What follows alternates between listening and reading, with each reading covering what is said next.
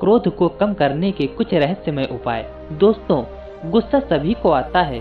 थोड़ा गुस्सा करके आपका मन शांत हो जाता है, लेकिन परेशानी की बात तो तब होती है जब आप छोटी छोटी बातों पर गुस्सा करते हैं और चीखने चिल्लाने लगते हैं। यदि आपके साथ भी ऐसा होता है तो इस कहानी को आपको अंत तक सुनना चाहिए, क्योंकि इस कहानी के अंत में हम आपको कुछ ऐसे उपाय बताएंगे जिनको फॉलो करके आप अपने क्रोध पर आसानी से काबू पा सकते हैं। एक गांव में एक धनी सेठ रहते थे। उनका एक बेटा था जो बहुत ही क्रोधी स्वभाव का था। उसे बहुत ही गुस्सा आता था। वह अपने स्कूल में भी सभी से बहुत गुस्से से बात करता था। इसीलिए एक दिन उससे तंग आकर उसके स्कूल वालों ने उसे स्कूल से बाहर निकाल दिया, जिसके कारण उसके माता पिता बहुत ही चिंतित थे, क्योंकि उनका एक ही बेटा था जो बहुत ही क्रोधी स्वभाव का था। उसके इस स्वभाव से उसके माता पिता बहुत चिंतित रहते थे। एक समय की बात है, उसी नगर में एक बौद्ध भिक्षु अपने कुछ शिष्यों के साथ भिक्षाटन के लिए आए हुए थे। उनके सभी शिष्यों के चेहरे पर एक अपार शांति की आभा झलक रही थी। उसे देखकर ऐसा लगता था जैसे कि उनके जीवन से क्रोध, भय, लालच, चिंता पूरी तरह से गायब हो गई हो। यह देखकर सेठ ने बौद्ध भिक्षु को प्रणाम किया और कहने लगे, हे गुरुदेव, मेरी मदद कीजिए। मेरा एक पुत्र है जो कि बहुत ही क्रोधी स्वभाव का है। उसे हर बात बात पर गुस्सा आता है।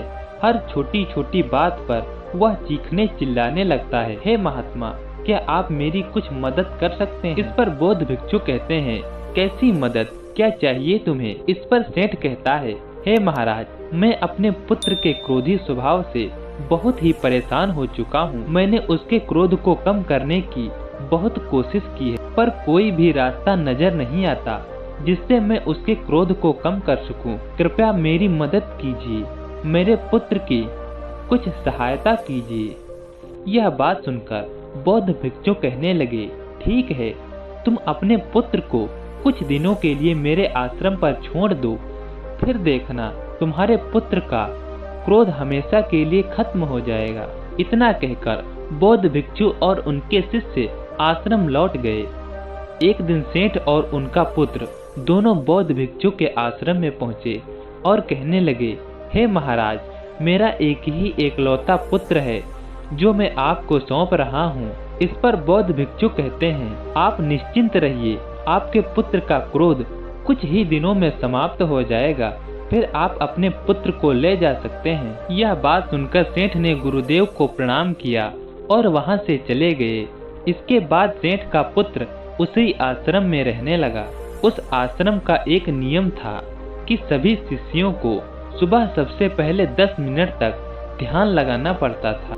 सुबह जब सभी शिष्य ध्यान लगाने बैठे तो गुरु ने उससे कहा कि तुम्हें भी बाकी बच्चों की तरह ध्यान लगाना पड़ेगा। वह लड़का तैयार हो गया और बाकी शिष्यों के साथ ध्यान करने के लिए बैठ गया। वह जमीन पर बैठ गया और अपनी आंखें बंद करके ध्यान करने लगा, लेकिन 2 मिनट बाद उसकी आंखें खुल गईं, क्योंकि उसे कुछ दूसरे बच्चों की आवाजें सुनाई दे रही थी। वह इतनी आवाज में ध्यान नहीं कर पा रहा था, जिसके कारण उसे बहुत गुस्सा आया। फिर 2-3 दिन ऐसे ही चलता गया। वह ध्यान नहीं कर पा रहा था। तब वह गुस्से में अपने गुरु के पास गया और कहने लगा कि मैं इतने शोर में ध्यान नहीं कर सकता। उसी आश्रम के पास एक नदी भी थी, तो गुरुदेव ने कहा, तुम उस नदी के पास जाकर ध्यान करो, वहाँ तुम्हें कोई परेशान नहीं करेगा। अगले दिन वह लड़का उस नदी के पास ध्यान करने के लिए गया। जैसे ही वह ध्यान करने को बैठा तो एक आदमी अपने कुत्ते को लेकर वहां आ गया। कुत्ते की भौंकने की आवाज से वह परेशान हो गया और ध्यान नहीं कर पा रहा था। उसे बहुत गुस्सा आया तो वह उस कुत्ते के मालिक से झगड़ने लगा, लेकिन वह कुत्ते का मालिक रोज उस कुत्ते को उसी नदी के पास लेकर आता था, जिससे कि वह लड़का ध्यान नहीं लगा पा रहा था। फिर उस लड़के ने सोचा, क्यों ना वह नदी के बीचों बीच जाकर ध्यान करे, जिससे कि उसे कोई परेशानी ना हो। फिर वो एक नाव में बैठ गया और उस नाव को नदी के बीच में ले गया। अब वह आराम से ध्यान कर सकता था, उसे कोई परेशान करने वाला नहीं था। अब वह रोज नदी के बीचों बीच जाकर ध्यान करता। एक दिन वह नदी के बीच ध्यान कर रहा था कि उसे पानी की आवाज आई। उसने आंखें खोल के देखा तो एक नाव उसकी तरफ आ रही थी, लेकिन उसे पता नहीं चल रहा था कि नाव में कौन है। उसे बहुत गुस्सा आया और उसने उस नाव पर सवार लोगों को बुरा भला बोलने लगा। इतने में ही वह नाव उसकी नाव से आकर टकरा गई, जिससे उसकी नाव डूबने लगी। जल्दी से वह दूसरी नाव पर चढ़ गया।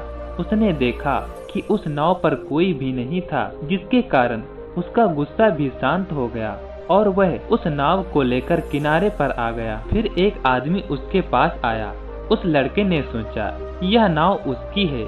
यह सोचकर उसे बहुत गुस्सा आया और वह उस आदमी को बहुत ही बुरा भला कहने लगा।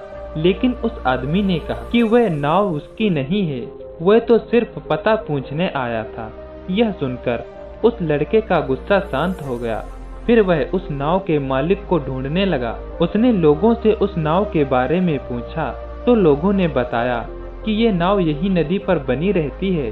शायद हवा के कारण इसकी रस्सी खुल गई, जिससे यह तुम्हारे पास आ गई।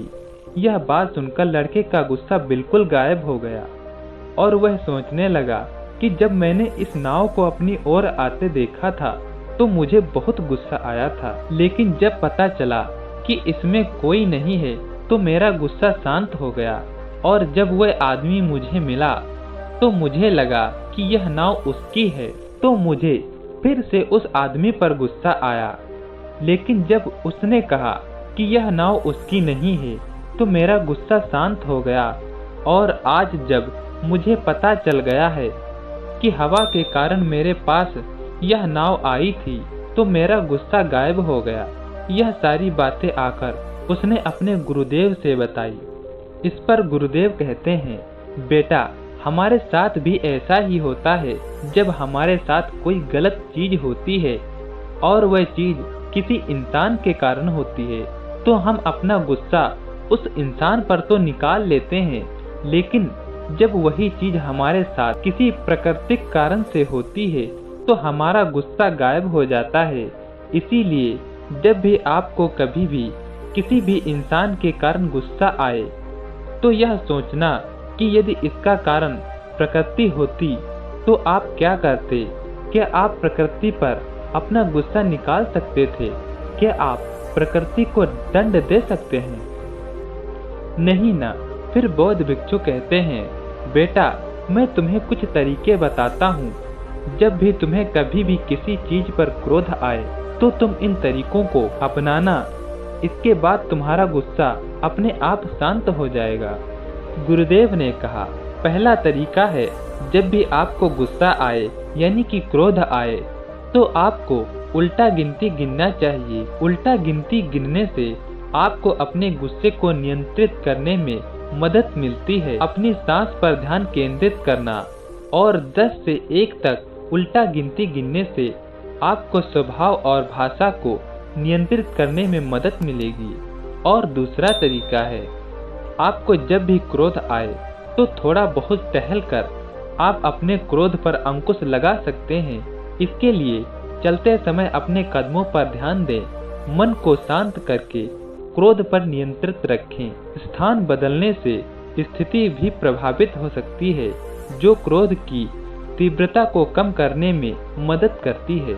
जब भी किसी को गुस्सा आता है तो वह बिना ज्यादा बात किए वहां से उठना और थोड़ा टहल लेना बेहतर विकल्प है। तीसरा तरीका है, ध्यान करें। ध्यान का अभ्यास करने से गुस्सा कम करने में मदद मिलती है। इस प्रकार के ध्यान से मस्तिष्क मन को शांत करता है और इसे तीव्र आनंद की स्थिति में लाता है। इस तरह गुस्से को कम करने के लिए ध्यान लगाकर व्यक्ति क्रोध को नियंत्रित करना सीख सकता है। गहरी सांस लें। वास्तव में धीमी गहरी सांस लेने से क्रोध को नियंत्रित किया जा सकता है। इसके लिए बेहतर होगा कि आप काउंटिंग करते हुए गहरी सांस लें। इससे गुस्से को शांत करने में बहुत मदद मिलती है। और मेडिटेशन यानी ध्यान में यह दोनों प्रक्रियाएं शामिल होती हैं। चौथा तरीका है, संगीत सुने। मधुर संगीत क्रोध को कम करता है मधुर संगीत सुनने से क्रोध को स्वयं पर हावी होने से रोका जा सकता है। म्यूजिक मन में पनप रहे सकारात्मक विचारों को रोकता है और मन को शांति प्रदान करता है। चौथा तरीका है चुप रहें। कुछ ना कहने और चुप रहने से गुस्सा कम होता है, क्योंकि बुद्ध ने कहा था इस विकल्प को इस्तेमाल करने से क्रोध को अच्छी तरह से नियंत्रित किया जा सकता है। क्रोध आने पर खुद को शांत रखें और कुछ समय के लिए बोलने से बचें। यह आपको दूसरे को सुनने और उसकी बात को समझने का समय देगा। इसकी स्थिति यह क्रोध को नियंत्रित करता है और बेहतर और स्पष्ट प्रतिक्रियाएं देने में सहायता करता है। और आखिरी तरीका है अच्छी नींद लें। रात को अच्छी नींद लेना गुस्सा कम करने का एक अच्छा तरीका है, अच्छा परिणाम है। पर्याप्त नींद नहीं लेने से लोगों को गुस्सा आता है। इस वजह से यह करना सही है कि पर्याप्त नींद के कारण लोग अपने क्रोध को नियंत्रित करने में असमर्थ होते हैं। इसीलिए पर्याप्त नींद लें। मनुष्य के लिए 6 से 8 घंटे की नींद पर्याप्त है। तो दोस्तों, मुझे उम्मीद है कि आपको मेरी कहानी अच्छी लगी होगी। इस कहानी में मैंने गुस्से को कम करने के लिए उपाय बताए हैं। अगर आपको भी क्रोध आता है तो आप इन तरीकों को फॉलो करके अपने क्रोध पर काबू पा सकते हैं।